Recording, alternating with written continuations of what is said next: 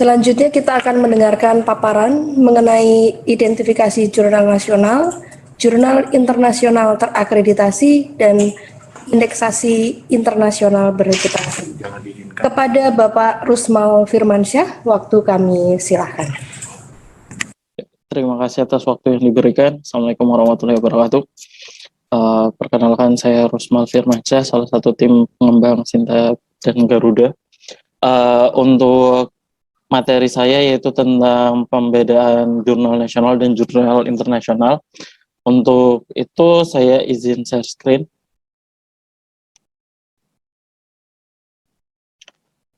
Insya Allah ini bisa terlihat.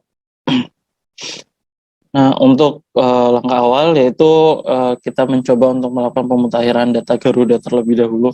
Data Garuda ini di bawah Kemendikbud juga ya. Ini berasal dari OJS yang ada di jurnal seluruh Indonesia. Jadi untuk publikasi-publikasi Bapak Ibu dosen sekalian yang sudah terindeks di jurnal-jurnal nasional itu bisa diklaim di Garuda. Nah, kemudian nanti kita akan melihat bagaimana cara menemukan author ID Garuda ya. Author ID Garuda ini yang akan dipakai di Sinta nanti untuk integrasi. Nanti mungkin akan banyak pertanyaan tentang Garuda ini, tapi saya akan coba jelaskan pelan-pelan untuk step by step-nya seperti apa dan permasalahan yang sering terjadi dan solusinya seperti apa. Nah, pertama untuk menemukan author Garuda, nanti mengakses saja di garuda.kemendikbud.go.id ya.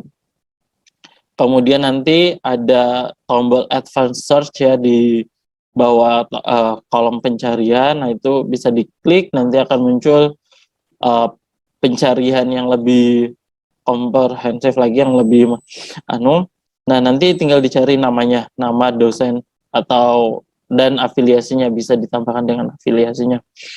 Nah, kemudian misal saya contoh seperti ini, ada salah satu dosen, misal, nah ini diklik saja namanya, nanti akan muncul profil author Garudanya ya.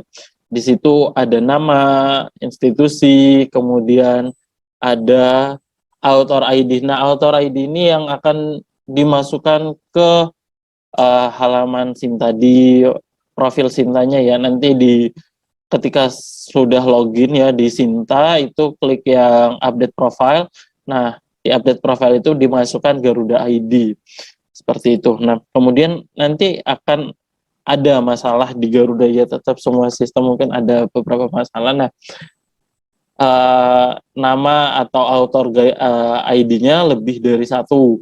Nah, bagaimana cara untuk melakukan penggabungan author ID di Garuda ya, seperti apa? Nah, langkah awal tetap seperti biasa harus melakukan pencarian terlebih dahulu namanya ya. Nama misalnya seperti ini akan muncul 3 nama yang sama, kemudian ada beberapa publikasinya dan bisa dilihat bahwa 3 nama ini polanya berbeda ya. Yang atas nama lengkapnya dari Imam, tapi kemudian di bawahnya ada mulai dari Subroto, yang kemudian bawahnya mulai dari Muh.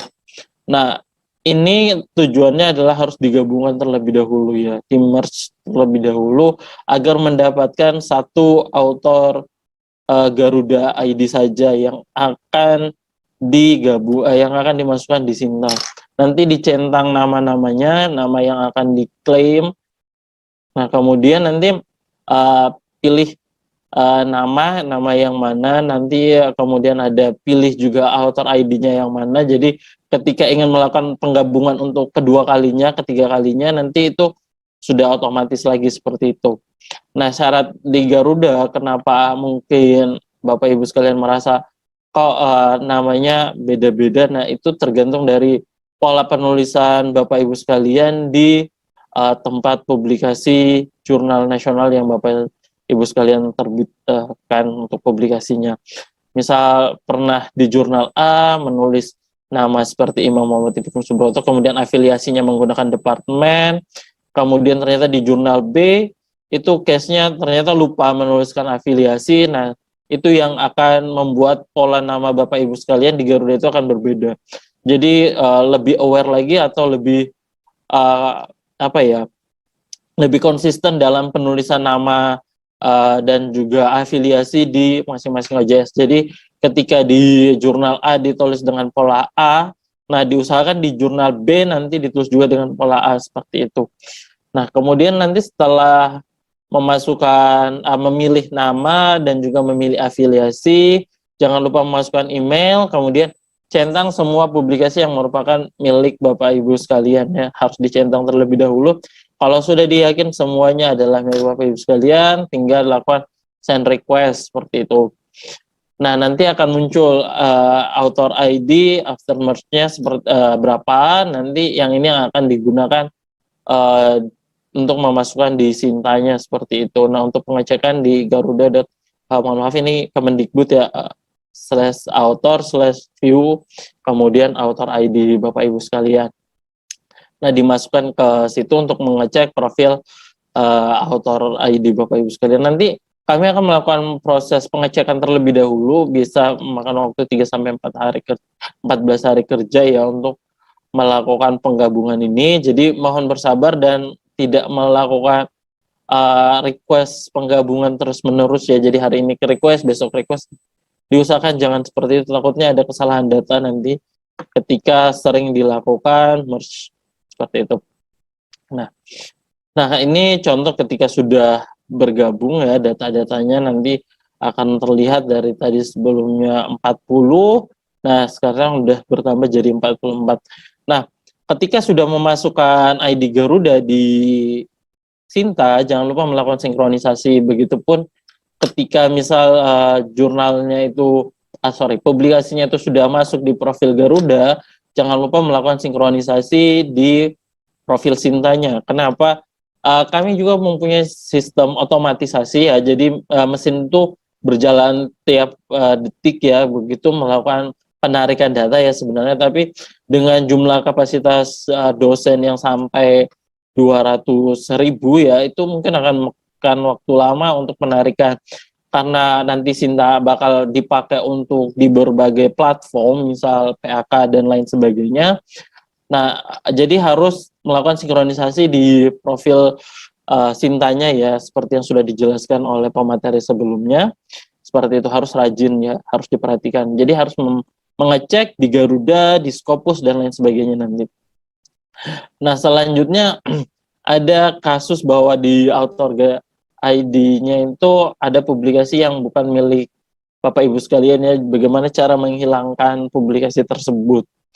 Nah, misal kembali ya, intinya adalah melakukan pencarian terlebih dahulu pada autornya, misal.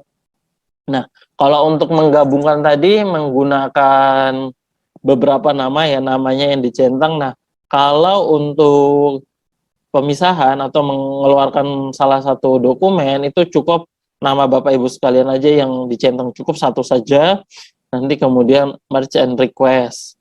Nah, misal poin pertama yang bukan publikasi Bapak Ibu sekalian, nah centangnya itu cukup dihilangkan ya, tanda centangnya itu cukup dihilangkan, kemudian nanti di send request lagi.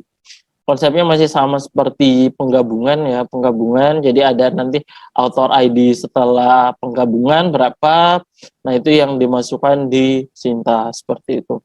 Jadi kalau kasusnya nanti misal Bapak Ibu sekalian misal hari ini melakukan merge, kemudian misal 2 bulan ke depan ternyata ada lagi pola nama yang berbeda, kemudian mau melakukan merge lagi, usahakan author ID-nya itu sama ya. Jadi nanti di Sintanya itu lebih gampang untuk melakukan updating data lagi. Jadi tidak perlu update lagi author ID. Jadi diusahakan itu saja author ID Garuda Bapak Ibu sekalian ya, konsisten seperti itu. Nah, untuk informasi penghilangan publikasi atau ekspor dokumennya nanti tetap kita akan proses di 3-14 hari kerja, karena melalui dulu tahap-tahap pengecekan terlebih dahulu. Kalau sudah valid nanti kami langsung mengeluarkan. Misal seperti ini, dari tadinya 44 berubah jadi 43 datanya seperti itu. Nah, karena nanti Garuda ini yang akan dipakai untuk pembagian jurnal terakreditasi ya nasional. Nah, kemudian ada kasus lagi satu, ini ada di author ID-nya itu belum ada publikasi ya yang masuk, atau misal ada salah satu publikasi yang belum masuk di profil author Garuda Bapak Ibu sekalian. Nah, itu harus ditambahkan atau diklaim, boleh ya, diklaim oleh masing-masing author. Nah, cara klaimnya tetap kita harus mencari dulu. Pertama ini kita harus mencari dulu judul publikasinya ya, publikasi mana yang mau diklaim oleh Bapak Ibu sekalian. Misal seperti ini. Nah, ini sudah dapat ya, misal contoh pencarian, nah, kemudian dapat salah satu judul, nanti diklik. Nah, yang di copy itu adalah link yang ada di Garudanya ya, misalnya di garuda.kemendikbud sampai selesainya yang dokumen detail. Nah, seperti itu, bukan URL publikasi. Perlu dicatat ya, seperti itu, bukan URL publikasi yang ada di jurnal OJS ya, bukan, tapi yang ada di Garuda publikasinya. Nah, misal seperti ini sudah dapat, nah, kemudian masuk ke profil Garuda Bapak Ibu sekalian. Kemudian nanti lakukan claim missing dokumen. Seperti itu, ada tombol claim missing dokumen, kemudian masukkan URL yang sudah di-copy tadi, kemudian klik cek. Nanti ada muncul judul dokumennya apa, kemudian nanti akan muncul penulisnya siapa saja, nanti Bapak Ibu sekalian mengklik mana yang nama Bapak Ibu sekalian, seperti itu. Kemudian nanti klaim.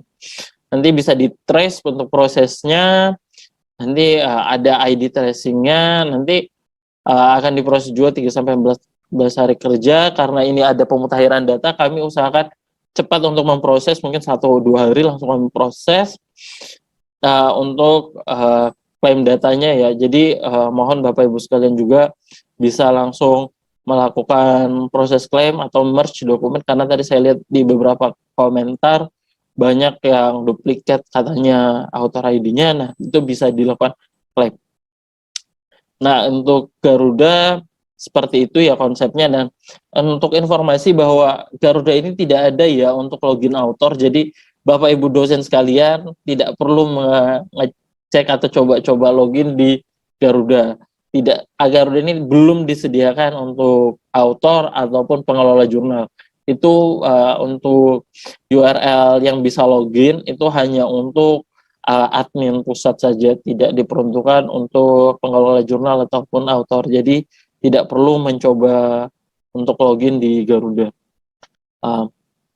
Selanjutnya untuk data identifikasi jurnal internasional, saya coba share screen. Nah, untuk ini sesuai pengoperasian Sinta, pertama kita melakukan identifikasi Scopus. Kita perlu meluruskan dulu bahwa Scopus juga ini kan adalah pengindeks ya, pengindeks publikasi internasional bereputasi.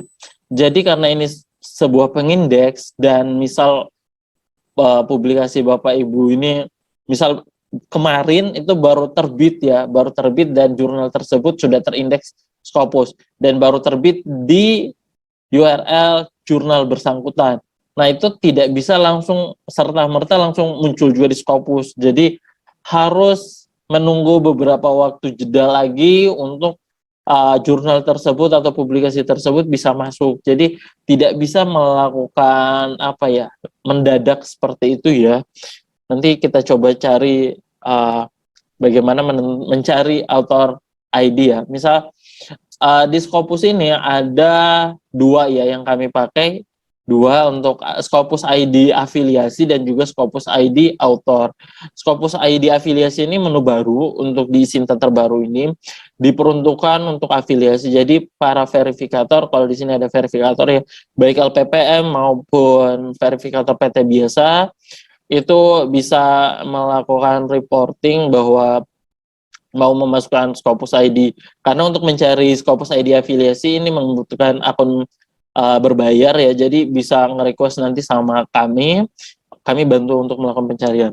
Nah, untuk pertama kami coba membantu untuk melakukan identifikasi Scopus ID bagi author. Nah, karena di Scopus ini yang free itu ada beberapa case bahwa kalau author itu mempunyai lebih dari 1 publikasi, itu bisa diakses oleh bisa diakses langsung oleh user publik.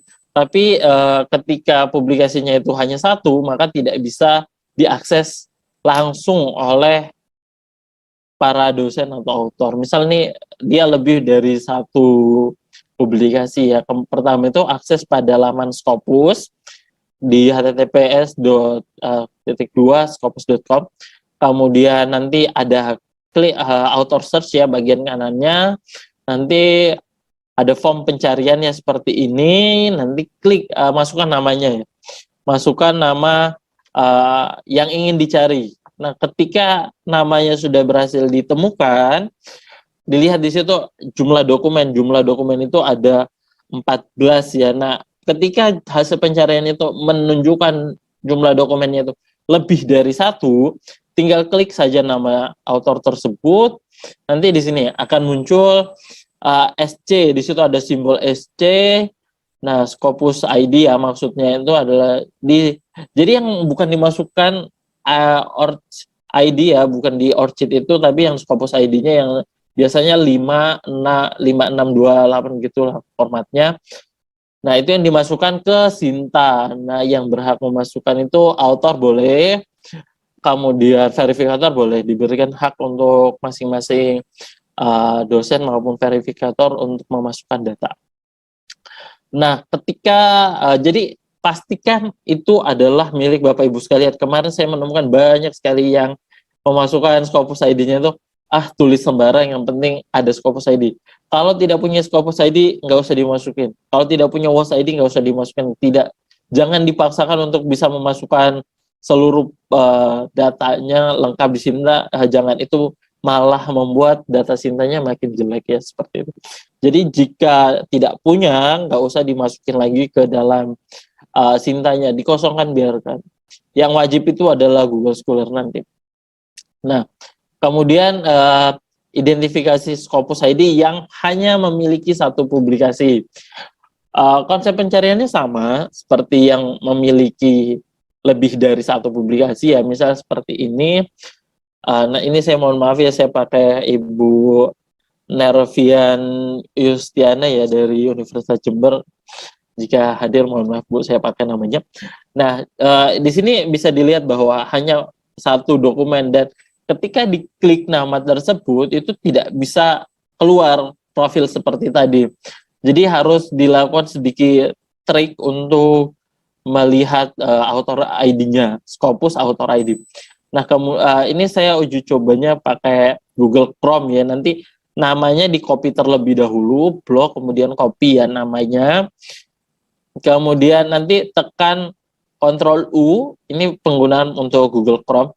Nanti akan terlihat inspect element. Jadi kalau Bapak Ibu yang sudah terbiasa menggunakan inspect element, nanti langsung melihat inspect element, nanti Ctrl F untuk menemukan nama tersebut, nama tadi ya. Ini Ctrl F, nanti dilihat namanya. Nah, nanti ada di bagian value di sini akan ter-highlight ya nama Yustian Nervian ini, akan terlihat bahwa nanti ada di value itu nomor. Nah, nomor itu adalah Scopus ID dari dosen tersebut yang mempunyai di Scopus. Nah, ini saya sudah jelaskan. Nah, bagaimana untuk melihat di profilnya?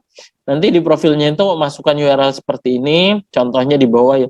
Yang author ID sama dengan, nah di belakangnya itu diganti menggunakan author ID yang sudah di copy ini. Misalnya yang value ini, nah dimasukkannya seperti itu. Nah, itu untuk melihat profil Scopusnya ya. Nah, selanjutnya bagaimana melihat Scopus ID untuk afiliasi? Karena sebelumnya saya sudah jelaskan bahwa untuk mencari Scopus ID afiliasi ini harus mempunyai akun berbayar atau akun premium Scopus. Kalau PT Bapak Ibu sekalian sudah berlangganan Scopus, bisa melakukan pencarian secara langsung. Tapi jika belum punya, nanti bisa kontak ke helpdesk kami bantu lakukan pencarian. Nah, ini contohnya, misal akses ke halaman Scopus, kemudian nanti klik search. Kalau tadi author search ya, yang ini search. Nah, kemudian ada form pencarian, nanti pilih di affiliation. Nah, contoh pencarian saya masukkan Universitas Indonesia, nanti di situ banyak yang muncul. Nah, nanti banyak munculnya, diklik saja salah satunya ya. Jadi yang diklik dulu namanya, baru akan terlihat Scopus ID-nya nanti. Klik namanya, nah di sini ada affiliation ID Scopusnya. Nah, itu yang dimasukkan nanti ke halaman Sinta. Setelah dimasukkan, nanti gunanya apa? Gunanya adalah melakukan sinkronisasi pada sisi verifikator. Ini khusus verifikator ya, baik verifikator PT biasa maupun verifikator PT bagian LPPM. Nah, melakukan sinkronisasi pada profil afiliasinya, kemudian ada menu Scopus official. Nah, di situ untuk melakukan sinkronisasi Scopus. Jadi wajib ya melakukan request sinkronisasi untuk PR verifikator seperti itu. Nah, kemudian nanti akan muncul juga masalah di Scopus itu tentang kuartil, karena di Scopus itu di Sinta ya memunculkan kuartil Scopus. Nah, perlu kami tegaskan bahwa kuartil dari Scopus yang ada di Sinta itu bukan berdasarkan data dari Skimago Journal Ranking atau SJR ya, melainkan kami mengambil langsung dari website Scopusnya yang kami simpan di Sinta, seperti itu. Jadi jika dicek di Skimagonya misalkan dia Q2, tapi ternyata di website Scopusnya itu di tahun itu adalah dia Q3, seperti itu. Jadi memang ada sedikit perbedaan untuk melihat kuartilnya, dan kami mengambil kuartil tertinggi pada seluruh bidang ilmu. Misal ada 2 bidang ilmu, yang satu Q1, yang satu Q2, kami mengambilnya yang Q1 untuk ditampilkan dan melihat tahun terbit publikasinya, seperti itu.